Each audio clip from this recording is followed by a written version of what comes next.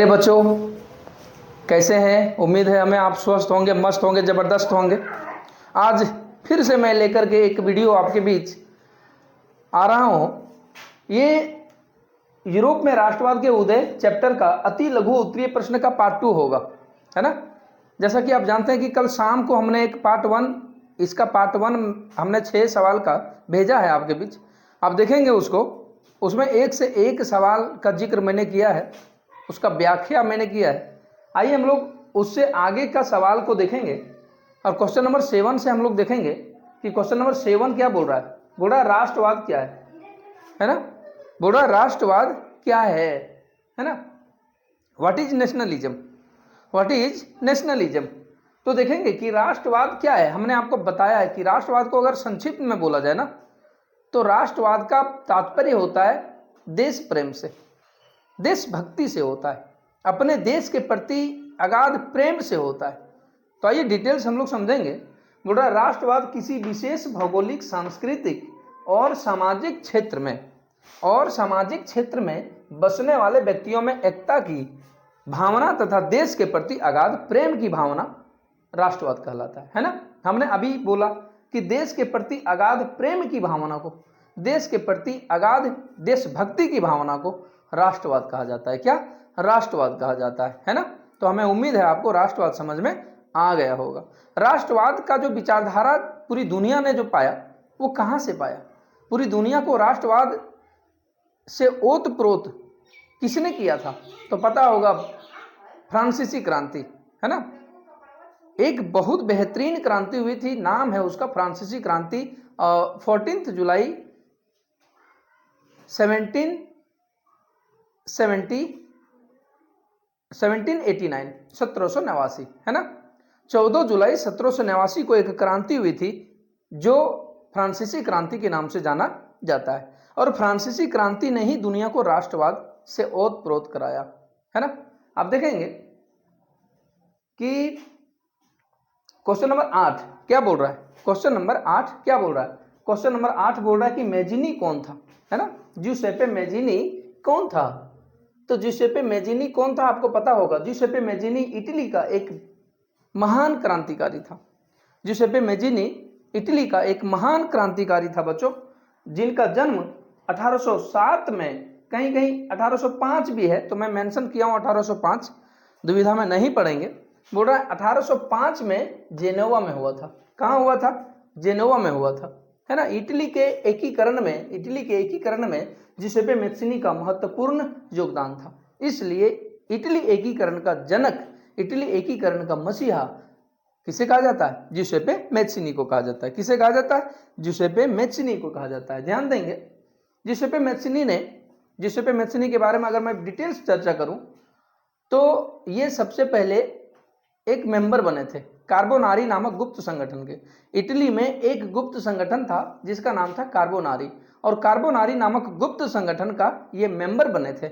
उसके बाद 24 वर्ष की अवस्था इनकी होगी, 24 वर्ष का उम्र इनका होगा जब लिगुरिया में युद्ध हुआ, और युद्ध के कारण इनको देश निकाला कर दिया गया था, इनको देश से बाहर कर दिया गया था। और देश से बाहर जाने के बाद इन्होंने 1831 और 1833 में 2 गुप्त संगठन बनाए मेरे बच्चों, है ना। जिन 2 गुप्त संगठनों को यंग इटली और यंग यूरोप के नाम से जाना जाता है। क्या? यंग इटली और यंग यूरोप के नाम से जाना जाता है। तो ध्यान देंगे, ज्यूसेप्पे मेज़िनी इटली का एक महान क्रांतिकारी थे। चलिए ना क्वेश्चन नंबर नेक्स्ट बोल रहा है। क्वेश्चन नंबर 9 में क्या बोल रहा है? बोल रहा है जर्मनी एकीकरण की कौन कौन सी बाधाएं थी। जर्मनी एकीकरण की कौन कौन सी बाधाएं थी? तो रुकावटें थी। जर्मन एकीकरण के सामने बहुत सारी बाधाएं थी, जिसमें से कुछ बाधाओं को हम जिक्र करेंगे। तो कौन कौन बाधाएं थी आप देखेंगे। पहली जो बाधा थी, बोला जर्मनी का लगभग 300 छोटे बड़े राज्यों में खंडित होना। पहली बाधा क्या थी कि जर्मनी जो था ना, वो अलग अलग छोटे बड़े राज्यों में विखंडित था, बटा हुआ था। तभी तो एकीकरण की आवश्यकता पड़ी, है ना। तभी तो एकीकरण की आवश्यकता पड़ी। दूसरी बाधाएं थी जर्मनी में धार्मिक, राजनीतिक और सामाजिक विषमताएं। पूरे संपूर्ण जर्मनी में अलग अलग विषमताएं थी। धार्मिक विषमता थी, अलग अलग धर्म के लोग थे, राजनीतिक विषमताएं थी, और फिर आप देखेंगे सामाजिक विषमताएं थी। सामाजिक विषमता बड़ा जटिल होता है ना, जो वहां पर मौजूद था। तीसरी बाधा क्या थी भाई? तो तीसरी बाधा देखेंगे आपकी लोगों में राष्ट्रवाद की भावना का कमी था। राष्ट्रवाद की भावना का अभाव था, वहां पर देश के प्रति प्रेम नहीं था लोगों में, देश के प्रति देशभक्ति की भावना नहीं था लोगों में, सब अलग थलग पड़े थे, है ना। और चौथी बाधा थी शक्तिशाली राज्य तथा प्रसा द्वारा अन्य राज्यों पर प्रभाव बनाए रखना। वहां का शक्तिशाली राज्य था प्रसा, जिसका प्रभाव था अन्य राज्यों पर। तो ये एक के बाद एक 4 बाधाएं थी, और अन्य बाधाएं भी थी, जिसमें हम लोग मुख्य रूप से 4 बाधाओं का जिक्र किया जो जर्मन एकीकरण के सामने था। मैं जर्मन एकीकरण का और थोड़ा सा मैं डिटेल्स जानकारी अगर दे दूं, तो जर्मनी के एकीकरण का जनक, जर्मनी के एकीकरण का मसीहा, जर्मनी के एकीकरण का अग्रदूत अगर कहा जाए तो ऑटो वन बिस्मार्क को कहा जाता है। किनको कहा जाता है? ऑटो वन बिस्मार्क को कहा जाता है। बच्चों मैं बता दूं, जब जर्मनी एकीकरण होता है, जर्मनी का एकीकरण 7 साल के दरमियान में 3 युद्ध करके, ऑटो वन बिस्मार्क ने 7 साल के दरमियान में 3 युद्ध किए, है ना, ऑस्ट्रिया, डेनमार्क और फ्रांस से। तो 3 युद्ध में तीनों में सफलता मिली, और तीनों युद्ध जो उन्होंने किया था ना, रक्त और लौह की नीति के तहत, उन्होंने रक्त और लौह की नीति अपना करके और जर्मनी का एकीकरण 1871 में कराया। कब कराया? 1871 में कराया। तो मैं बात कर रहा था ऑटो वन बिस्मार्क का जर्मनी एकीकरण का।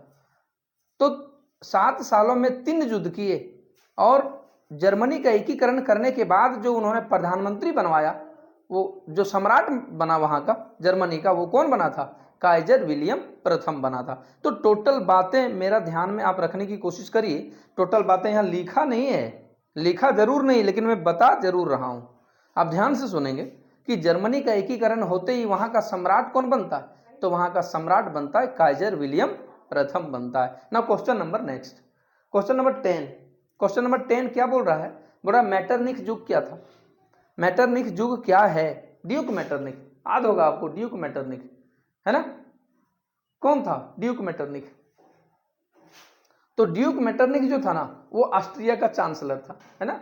1 नंबर का रूढ़िवादी व्यक्ति था, किसी प्रकार का परिवर्तन नहीं चाहता था, 1 नंबर का परंपरावादी व्यक्ति था।